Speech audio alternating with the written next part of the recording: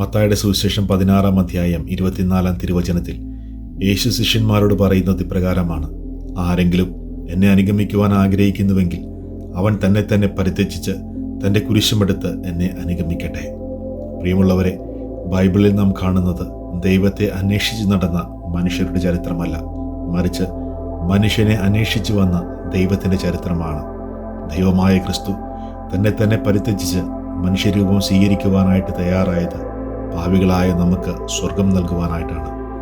ക്രിസ്തു കാണിച്ചു തന്ന ആ വഴിയിലൂടെ നമ്മളും ജീവിക്കുവാനായിട്ടാണ് ക്രിസ്തു ആഗ്രഹിക്കുന്നത്. ക്രിസ്തു കാണിച്ചു തന്ന വഴിയെ നമ്മളും നടന്നു തുടങ്ങുമ്പോൾ നമ്മുടെ ആഗ്രഹങ്ങൾ, ആസക്തികൾ, സ്വാർത്ഥത എന്നിവയെല്ലാം ഉപേക്ഷിക്കേണ്ടതായിട്ട് വരും. ഇങ്ങനെ ജീവിക്കുമ്പോൾ ഈ ലോകത്തിൻ്റെ മുമ്പിൽ നമ്മൾ ഒന്നും നേടാത്തവരായി തീർന്നിരിക്കാം. പക്ഷേ അങ്ങനെയുള്ള നമ്മുടെ ജീവിതം വഴി നമ്മൾ നേടുന്നത് അനശ്വരമായ സന്തോഷമാണ്. അതാണ് പൗലോസ് അപ്പോസ്തലൻ കൊരിന്ത്യർക്ക് എഴുതിയ 2-ാം ലേഖനത്തിലൂടെ പറയുന്നത്: ബലഹീനതകളിലും ആക്ഷേപങ്ങളിലും ഞെരുക്കങ്ങളിലും പീഡനങ്ങളിലും അത്യാഹിതങ്ങളിലും ഞാൻ ക്രിസ്തുവിനെ പ്രതി സന്തുഷ്ടനാണ്. ക്രിസ്തുവിൻ്റെ പാതയിൽ നടക്കുന്നവർ എന്നും സന്തോഷമുള്ളവരായിട്ട് മാറും, സംതൃപ്തിയുള്ളവരായിട്ട് മാറും.